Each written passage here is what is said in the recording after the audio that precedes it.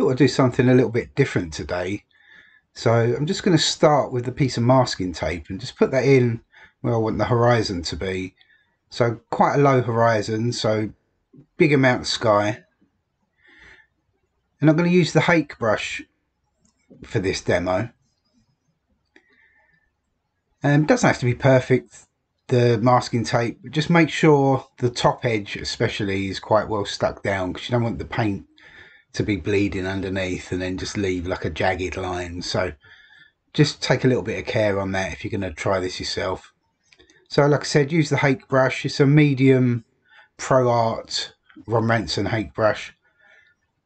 Goat hair, very soft, holds a lot of water. And so we're going to wet the sky all over. Get it quite wet because I want a very soft kind of diffused sky.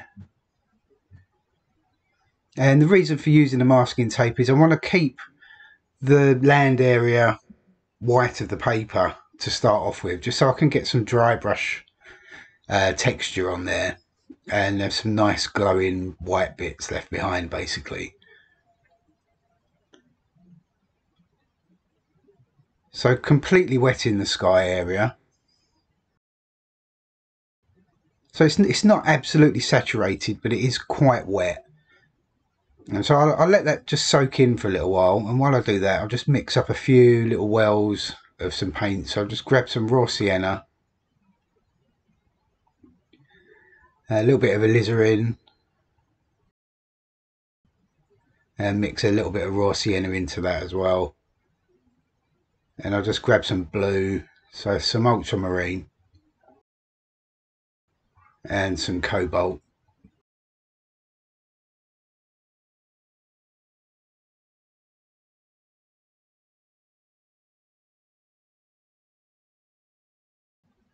So I'm going to go for quite an atmospheric type painting, very soft, diffused sky and like a marsh type scene, something from North Norfolk.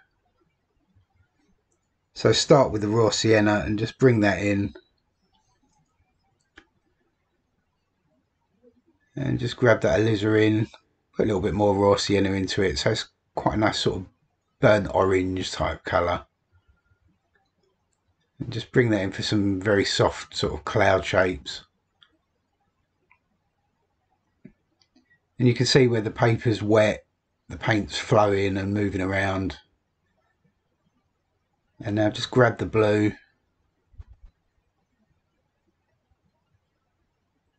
and same again, just bringing it across horizontal, but allowing it to mix on the paper there.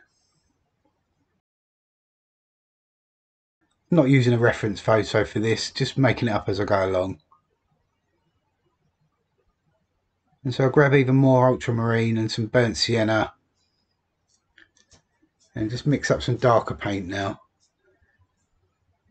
And it's a little bit thicker as well, so less water in the brush.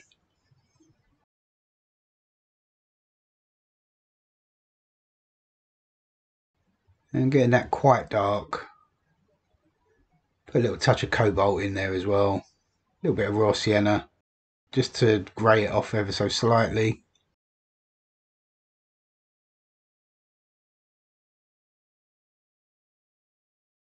And it's quite well mixed, so make quite a nice sort of warm brown grey.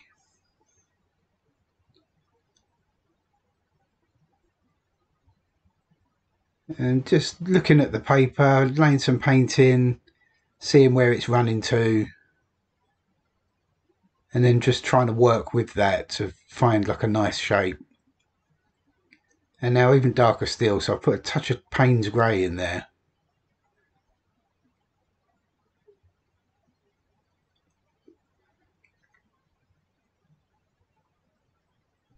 And so I've got quite a nice dark cloud going all the way across.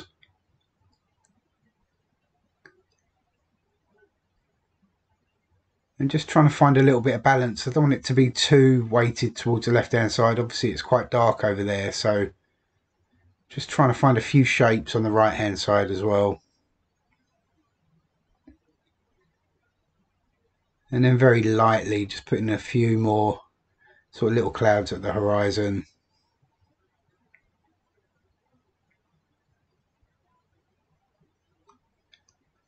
And just drop a little bit more dark paint into that cloud. Okay, that's the sky wash pretty much done, I think. Actually, I'll just grab another brush, and so it's kind of like a thirsty brush, and just soak up that bead, because that will run back if I try and dry it now. So just get rid of that, and now I'm just going to dry it. I'm going to use the heat gun. Okay, it's completely dry, so I'm just going to remove that tape.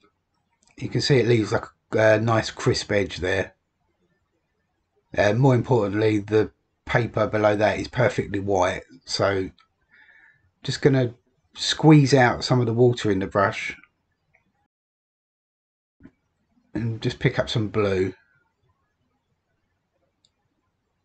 and just start to build up some layers in the land. So I'm going to work from back to front, so starting with the distance,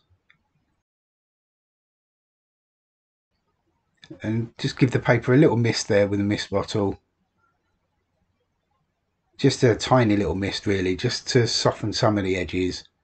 And using the chisel edge of the brush, just dropping in some land, and so it's just going to form some distant hills hopefully.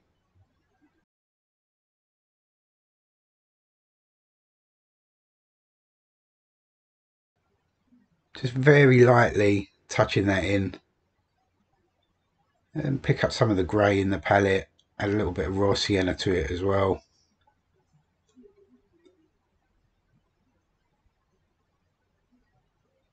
And so allowing the paint to break up on the surface of the paper.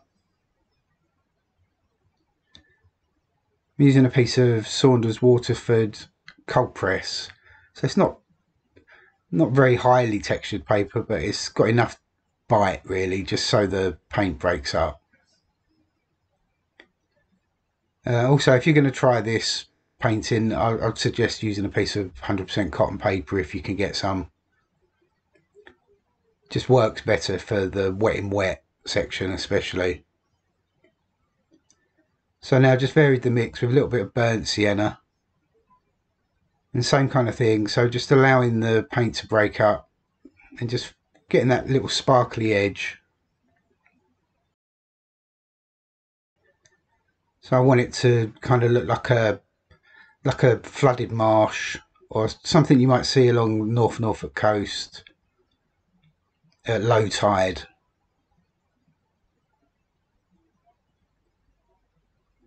So even more burnt sienna now. And so quite thick paint now as we come down towards the foreground. I'm going to pick up some blue, so some cobalt. Not cleaning the brush at all as I go, just letting the paint mix in the brush essentially.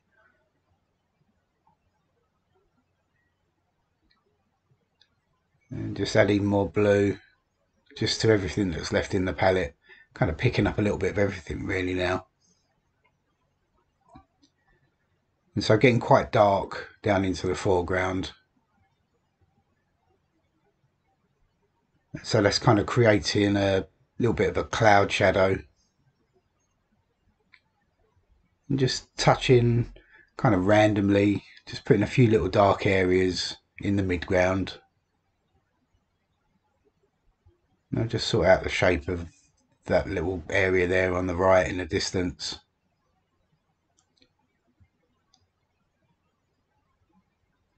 And again, just using the chisel edge of the brush just to drop in little bits of texture.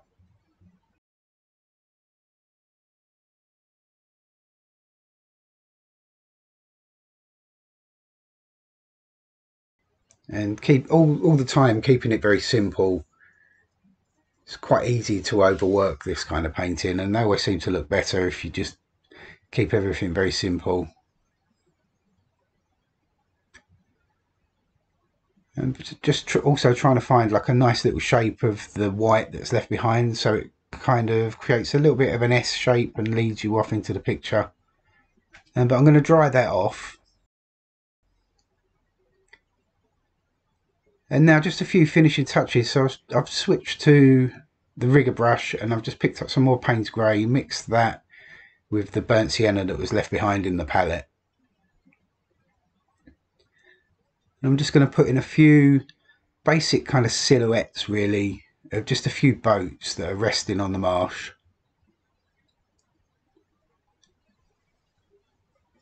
And so a very basic boat shape.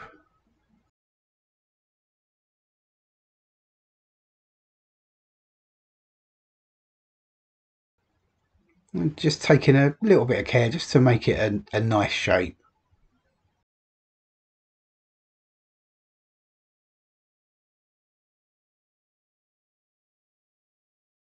And just put in a little mast. With that one leaning over ever so slightly. And now just vary the colour and pick up some of the blue-grey that's left there in the palette. And I'll put another boat in, and maybe that's just a little bit further away, so a little bit lighter in tone and a slightly simpler shape. And bring the mast straight up on that. And same again, a couple more little boats.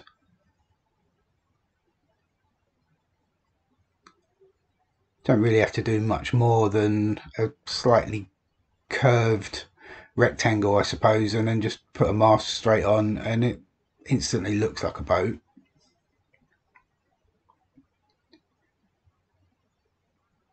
And I'll put another one a little bit darker.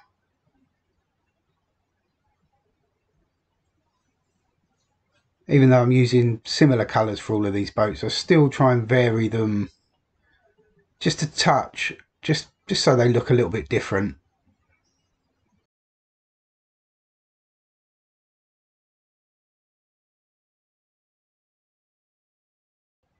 And now just connect them into the land just by dragging a little bit of paint across. And it also helps just to connect all the shapes together, so nothing's really standing out on its own. But by just tying them into the land, it kind of stops them looking like they're floating.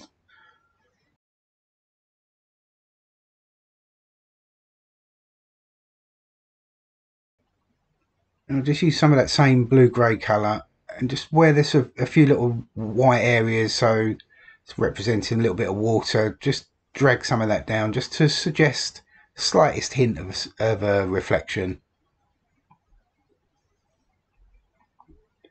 And so that also helps to sort of tell your eye that you're looking at a watery scene.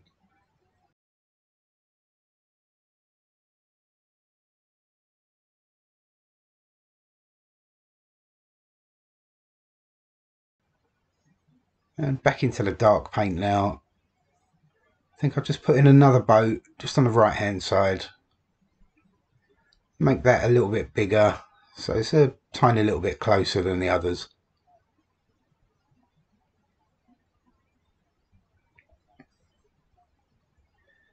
But same as before, very simple kind of silhouette of a boat. But just add a little bit of character to it, just give it a little bit of shaping, just so it's not too flat.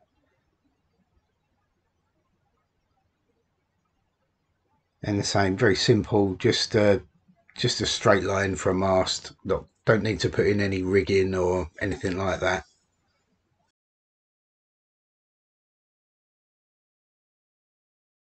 And again, just anchor it down into the land and just suggest a little bit of a reflection there.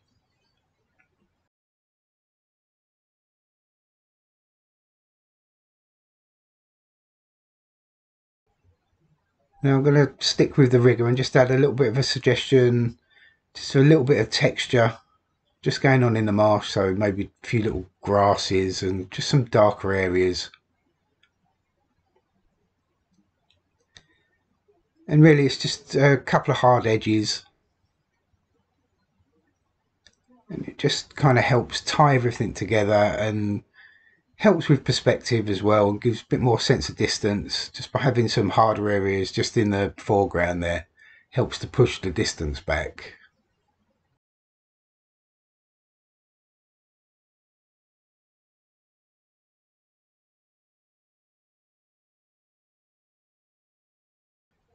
So I'm just using the side of the brush and just dragging it across and just flicking it up here and there just to create a suggestion of some grass and little bits of scrub and reeds and whatever it is. Really doesn't really matter. It's just more about just trying to create the illusion that you're looking off into the distance, really. So by just having these few edges in the foreground helps with that.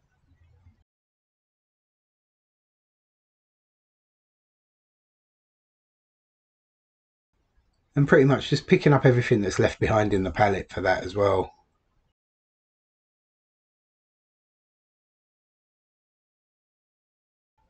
And just moving the brush around, rolling it around and letting it kind of make its own marks.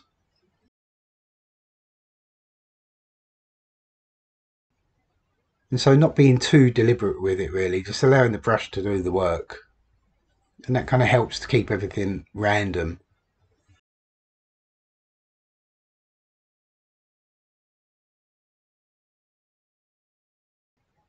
Now I don't want to do too much of that, so I'll leave it as that. And I'm just going to add a few birds into the sky now.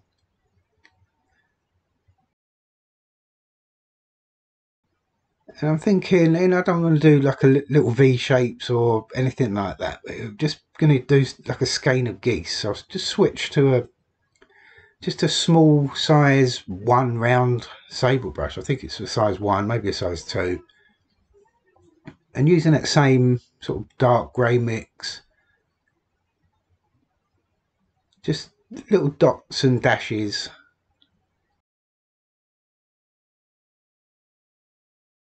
And just create the shape of like a skein of geese flying across the marsh.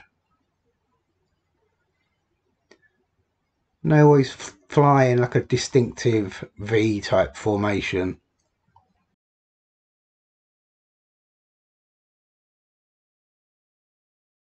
So just looking at finding that shape, really.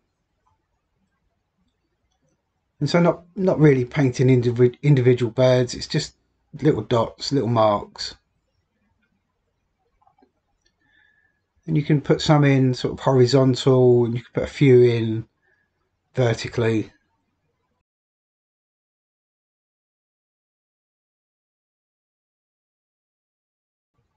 And just put a few little dabs of slightly darker paint here and there as well.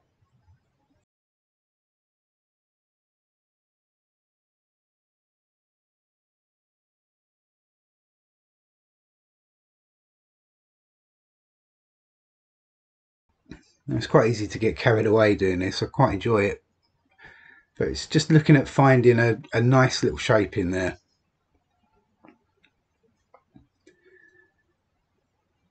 And always fly in that distinctive formation, and then you'll see that some will kind of be branching off above and below. But I don't want to overwork it, I don't want to overfuss it, so I'll leave it at that. But there you go, that's a nice simple little demo there, just using the Hake brush for the sky. And so getting a very nice soft diffused sky, it's very atmospheric. And using the masking tape just to preserve the white at the bottom of the paper there. And going back in with the Hake brush, but a little bit drier, less water in the brush, and creating those dry brush texture marks and leaving behind some of the white. And then very simply putting in a few silhouettes of boats just to tie everything together, and a few marks in the foreground, and then finally the skein of geese, just to have a few hard edges in the sky, and that helps tie everything down into the land and makes for quite a nice cohesive painting. But do give it a go and let me know how you get on. and I'll be back again next week. So have a great week, and I'll see you then.